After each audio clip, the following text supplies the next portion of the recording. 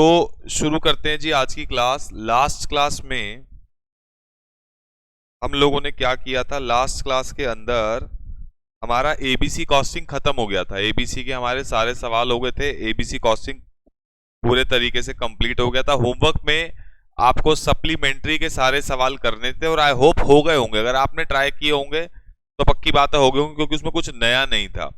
अगर ट्राई किए होंगे, अगर मगर बहुत है क्योंकि आपके साथ, तो अगर ट्राई किए होंगे तो हो गए होंगे, और अगर नहीं ट्राई किए होंगे तो जब भी करोगे हो जाएंगे, बिकॉज वो सिमिलर सवाल हैं। वैसे सेम सवाल हमने क्लास में डिस्कस किए हैं सारे। ठीक है जी। तो आज हमेशा की तरह हमें इस चैप्टर की समरी करनी है एक बार, और समरी करने के बाद हम लोग चलेंगे आगे। आओ जी, इस चैप्टर की समरी करते हैं। अब आपको एबीसी कॉस्टिंग को थ्योरेटिकली पढ़ने में समझ भी आएगा और मजा भी आएगा कि हमने एबीसी में जो भी पढ़ा है उसको समराइज्ड वे में थ्योरी के साथ एक बार रिवाइज करते हैं जी। सबसे पहले एबीसी कॉस्टिंग का मतलब क्या होता है? एबीसी कॉस्टिंग का बहुत सिंपल सा मतलब है, अकाउंटिंग एक मेथोडोलॉजी है जिसमें हम कॉस्ट को एक्टिविटीज में डिवाइड करते हैं रादर देन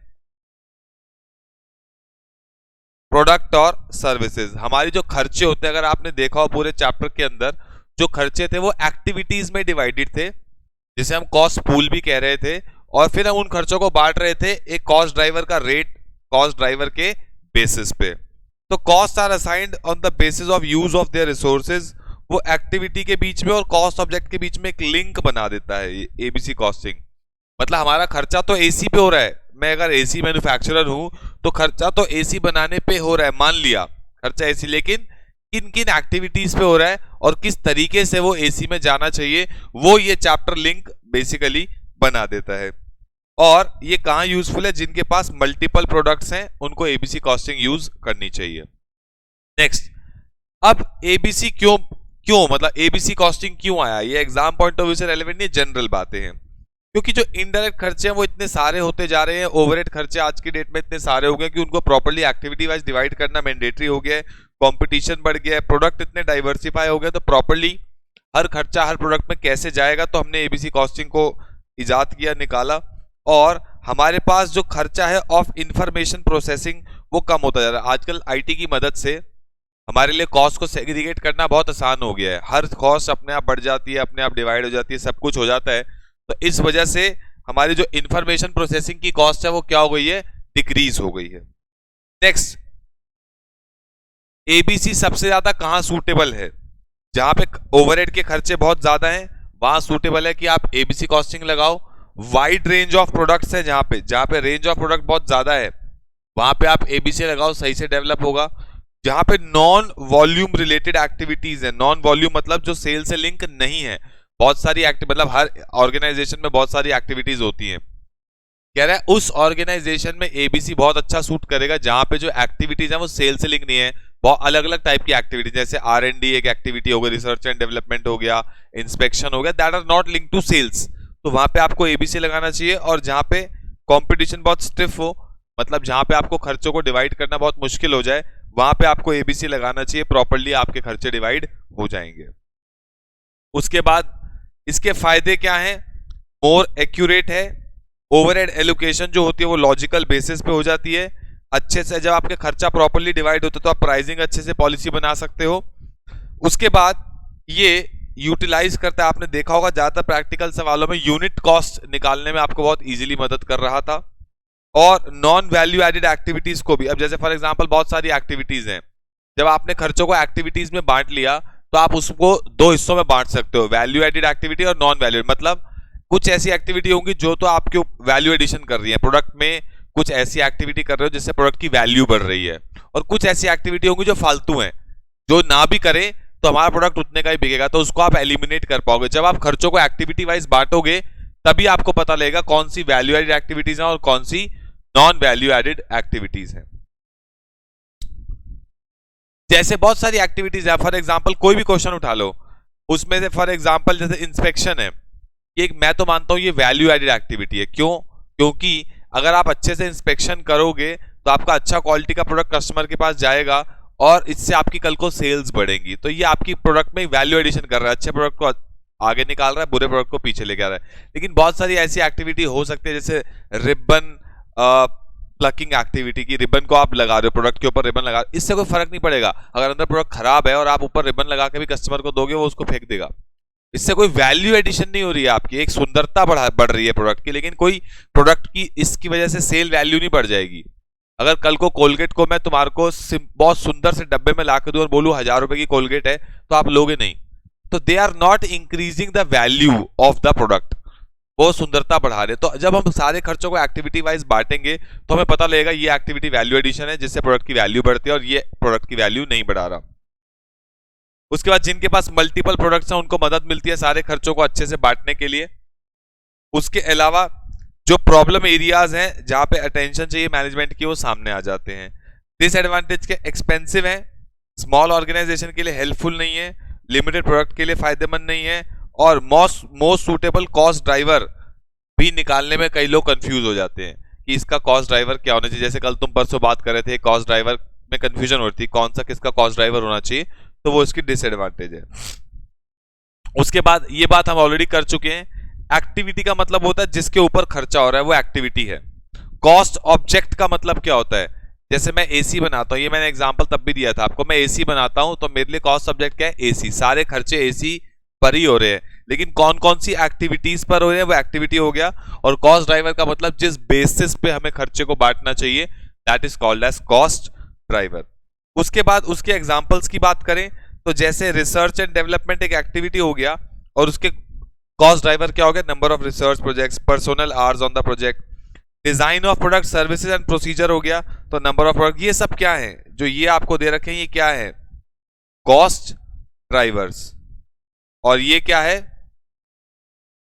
एक्टिविटी की कॉस्ट है। पॉइंट क्लियर हो गया। तो ये सारी कहानी है, number of research project, personal hours on the project, design. अगर आपको डिजाइन ऑफ द प्रोडक्ट या सर्विसेज या प्रोसीजर इनकी कॉस्ट है तो नंबर ऑफ प्रोडक्ट्स पे बढ़ेगी, नंबर ऑफ पार्ट्स पे बढ़ जाएगी, नंबर ऑफ आवर्स पे बढ़ जाएगी। R&D की cost, number of service call, product service, are spent on product service. R&D की कॉस्ट, ये अगेन गलत लिख दिया है, ये मार्केटिंग एंड एडवर्टीजमेंट होगा, देखना एक बार चेक करना, हमने क्लास में बनाया था ये डायग्राम, ये मार्केटिंग होगा। तो मार्केटिंग की जो कॉस्ट है वो नंबर ऑफ एडवर्टीजमेंट, कितने लोग हैं सेल्स डिपार्टमेंट में, या सेल्स का रेवेन्यू कितना, उस बेसिस पे बटेगी। R&D की कॉस्ट भी नहीं, ये भी R&D लिख दिया इसने गलती से। ये लास्ट वाला क्या है, डिस्ट्रीब्यूशन। डिस्ट्रीब्यूशन की जो कॉस्ट है वो बटेगी नंबर ऑफ यूनिट डिस्ट्रीब्यूटेड पे या नंबर ऑफ कस्टमर्स पे। तो ये जस्ट एक एग्जांपल है कि क्या कॉस्ट एक्टिविटी हो सकती है और किसके बेसिस पे खर्चा बटेगा। पूरे चैप्टर की अगर हम बात करें, कॉस्ट पूल का मतलब एक पर्टिकुलर एरिया, एक पर्टिकुलर एक्टिविटी जिस पे खर्चा हो रहा है। जैसे example machine setup, machine setup में जितने भी खर्चे होंगे तो वो मशीन सेटअप को मैं क्या बोलूंगा, कॉस्ट पूल है। कॉस्ट पूल मतलब जैसे पूल क्या होता है, स्विमिंग पूल जिसके अंदर बहुत सारा पानी भरा हुआ होता है, तो ऐसी कॉस्ट का पूल जिसके एक ऐसा कॉस्ट जैसे मशीन सेटअप, उससे रिलेटेड जितने भी खर्चे हैं वो इस पूल के अंदर आ जाएंगे, और फिर ये सारा खर्चा किसी ना किसी पर्टिकुलर कॉस्ट ड्राइवर पे बेसिस पे बटेगा। इस पूरे चैप्टर में हम लोग करते क्या है, ओवरहेड की जितने भी खर्चे होते हैं उनको हम एक्टिविटीज में डाल देते हैं, और एक्टिविटीज का खर्चा हम पर्टिकुलरली कॉस्ट ड्राइवर के बेसिस पे बांट देते हैं। अब एबीसी की इंप्लीमेंटेशन में क्या क्या रिक्वायरमेंट है, स्टाफ को ट्रेनिंग देनी पड़ेगी, प्रोसेस बताना पड़ेगा, एक्टिविटी प्रॉपर्ली डिफाइन करनी पड़ेगी कि हमारे यहाँ ये एक्टिविटीज होती हैं, ड्राइवर को सिलेक्ट करना पड़ेगा, और कॉस्ट हर एक्टिविटी वाइज आपको बांटनी पड़ेगी। ट्रेडिशनल मेथड, अब तो ये प्रैक्टिकली कर लिया आपने। पुराने मेथड में आप खर्चों को बांटते थे या तो मशीन आर, लेबर आर या सेल्स के बेसिस पे। एबीसी में आप बांटते हो किसके बेसिस पे, कॉस्ट ड्राइवर के बेसिस पे। उसके बाद एबीसी कॉस्टिंग और ट्रेडिशनल, ये इंपॉर्टेंट है, 4 नंबर में आपको थ्योरी आ सकती है, difference between ABC and traditional costing. ABC costing में आप एक्टिविटी के बेसिस पे बांटते हो, मोर रियलिस्टिक है, एक्टिविटी वाइज कॉस्ट ड्राइवर्स हैं, कॉस्ट को आप कॉस्ट ऑब्जेक्ट्स में बांट देते हो और ये कॉस्ट कंट्रोल करने में मदद करती है। ट्रेडिशनल कॉस्टिंग, ये कॉस्ट सेंटर से रिलेटेड है, नॉट रियलिस्टिक, घंटों के हिसाब से एक इकलौता कॉस्ट ड्राइवर है। कॉस्ट आप जो बांटते हो इसमें वो एक्टिविटीज में नहीं बांटते हो, आप यूनिट्स में डायरेक्टली बांट देते हो कि 1 घंटे की ये लेबर है, इतने घंटे लगे तो कितना यूनिट की कॉस्ट आई। और not suitable for cost control, आपने एक क्वेश्चन भी किया हमने, खैर बहुत सारे ऐसे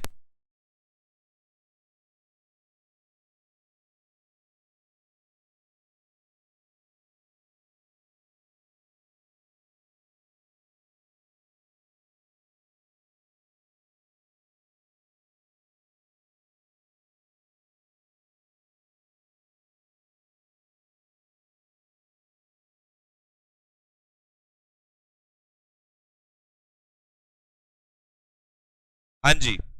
तो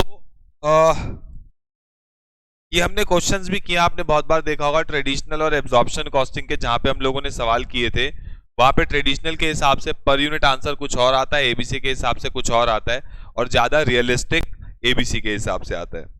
नेक्स्ट, अब जैसे फॉर एग्जांपल जो एक्टिविटीज हैं, एक्टिविटीज उनको भी मैं बांट सकता हूं अलग अलग तरीकों से। जैसे कुछ एक्टिविटीज होती हैं वो यूनिट्स पे बेस्ड होती हैं, जैसे कि इंस्पेक्शन एक्टिविटी, ये किस पे बेस्ड है? यूनिट पे बेस्ड है। जितनी ज्यादा यूनिट्स होंगी उतनी इंस्पेक्शन की कॉस्ट ज्यादा आएगी। कुछ एक्टिविटीज होती है जो बैच पे बेस्ड होती है, जैसे मशीन सेटअप, कि जब आप मशीन सेटअप करोगे तो एक बैच निकलेगा ना उसमें से प्रोड्यूस होके, ये कुछ एक्टिविटीज है जो बैच पे बेस्ड है। कुछ एक्टिविटी होती है जो प्रोडक्ट के लेवल पे बेस्ड होती है, जैसे डिजाइनिंग, प्रोडक्ट के पार्ट स्पेसिफिकेशन, जो एक लेवल कि अगर इस लेवल का प्रोडक्ट बनाना तो ऐसा डिजाइन करना पड़ेगा, इस लेवल का प्रोडक्ट बनाना तो ऐसा पार्ट बनाना पड़ेगा। और कुछ होती है एक्टिविटी जो बेस्ड होती है फैसिलिटीज के लेवल पे, जैसे प्लांट की सिक्योरिटी, मेंटेनेंस ऑफ बिल्डिंग। मतलब इसमें पॉइंट क्या है कि अच्छी फैसिलिटीज है, अगर आपको अपनी बिल्डिंग में अच्छी फैसिलिटीज करनी है तो अच्छे लेवल की मेंटेनेंस करनी पड़ेगी। मतलब ये कुछ जनरल बातें हैं कि एक्टिविटी को भी आप तोड़ सकते हो, कि हमारी जैसे फॉर एग्जांपल हमारी सीएमसी में जो एक्टिविटीज है वो किस बेसिस पे होंगी, बच्चे के बेसिस पे नहीं है कि पर बच्चा इंस्पेक्शन, पर बच्चा बुक, नहीं, ये हमारी जो एक्टिविटीज है डिपार्टमेंट के बेसिस पे है। जैसे फॉर एग्जांपल कोरियर का डिपार्टमेंट हो गया, सेल्स का डिपार्टमेंट हो गया, मैनेजमेंट का डिपार्टमेंट हो गया, हम एक्टिविटीज को बांटते हैं on the basis of department, ना कि on the basis of students. तो हमारी फैसिलिटीज लेवल एक्टिविटीज होती है कि जितनी ज्यादा अच्छी लेवल की फैसिलिटीज देनी है उतनी हमें एक्टिविटीज को मेंटेनेंस उतनी हमारी बढ़ जाती है। नेक्स्ट, अब स्टेजेस क्या है एबीसी में। आप एबीसी, अगर आपको फॉर एग्जांपल आपकी कंपनी और आपको एबीसी को इंप्लीमेंट करना है तो आपको किन किन स्टेजेस, एक सेकंड रुको,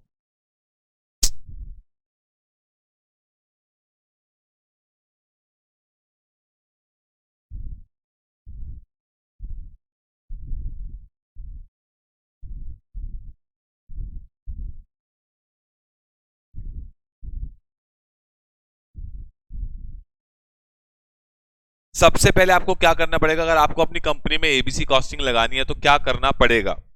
सबसे पहले अपनी ऑर्गेनाइजेशन को बहुत छोटी छोटी एक्टिविटीज में बांट दो। उसके बाद कॉस्ट पूल बनाओ कि कहां कहां मेजरली खर्चे हो रहे हैं, पूल्स बनाओ। उसके बाद सबका अपना अपना क्या निकालो, एक कॉस्ट ड्राइवर निकालो। उसके बाद कॉस्ट पूल और कॉस्ट ड्राइवर, मतलब बेसिकली हर खर्चे को बांट दो और उसके बाद हर एक्टिविटी में खर्चे को डाल दो। कैसे डालोगे, एक्टिविटी कॉस्ट ड्राइवर का रेट कैसे आएगा, टोटल कॉस्ट डिवाइड बाय जो कॉस्ट ड्राइवर एक्टिविटी होगी उसको डिवाइड कर दो। अब ये एग्जांपल्स हैं, ये तो हमने बहुत सारे करे। जैसे ऑर्डरिंग का खर्चा किस बेस पे बांटोगे, number of purchase order. Setup का खर्चा number of setup. Machine cost का खर्चा मशीन आवर्स के बेसिस पे।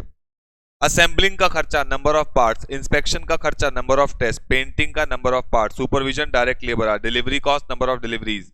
शेल्फ स्टॉकिंग के घंटे। Customer support number of items sold. ये हमारे कॉस्ट ड्राइवर्स थे और कुछ एक्टिविटीज थी जिनके बेसिस पे खर्चे को बंटना चाहिए।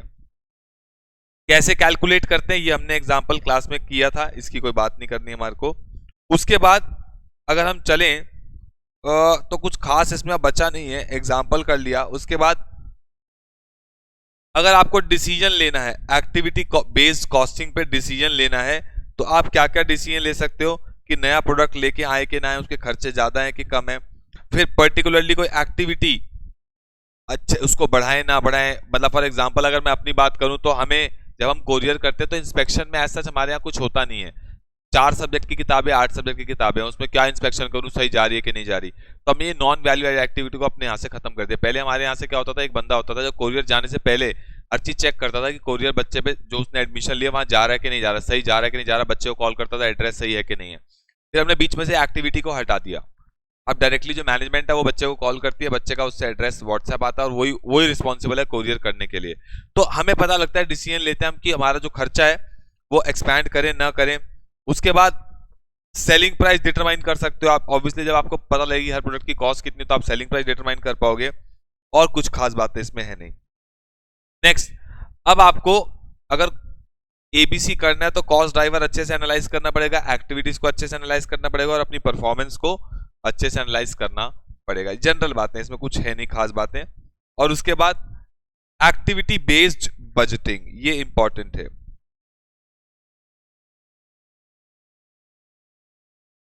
देखो, जब आपने एबीसी कॉस्टिंग लगाया, सारे ओवरहेड्स खर्चे आपने एक्टिविटीज के बेसिस पे हर प्रोडक्ट में डाल दिए, ठीक है।